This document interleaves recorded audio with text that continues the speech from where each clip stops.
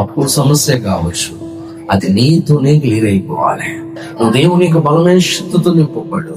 జ్ఞానంగా ప్రవర్తించిన దేవుడు నీకు నేర్పిస్తాడు. ఎలాగ పొదుపు చేయాలో దేవుడు నీకు నేర్పిస్తాడు.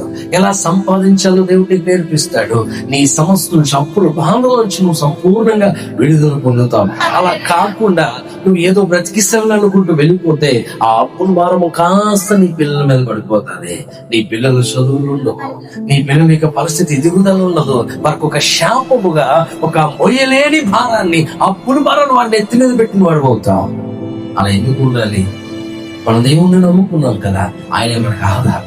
మన సమస్యలన్నిటి నుండి కూడా విడిపించగలిగిన దేవుడు శక్తిమంతుడు కనుక, అయ్యా నా శక్తి సరిపోవట్లేదు, నా సంపాదన సరిపోవట్లేదు, నా ఆదాయము సరిపోవట్లేదు, నేను ఎంత కష్టపడుతున్నాను, ఒక్క అప్పు కూడా నేను కట్టలేకపోతున్నాను, ఈ సమస్య నుంచి లేవనెత్తు ప్రభు అంటే, నీ సంపాదనలు, నీ చేతి పనిని ప్రభు ఆశీర్వదించడం మొదలు పెట్టారంటే నీ పరిస్థితులు మారిపోవడం కూడా నేను చూస్తాను.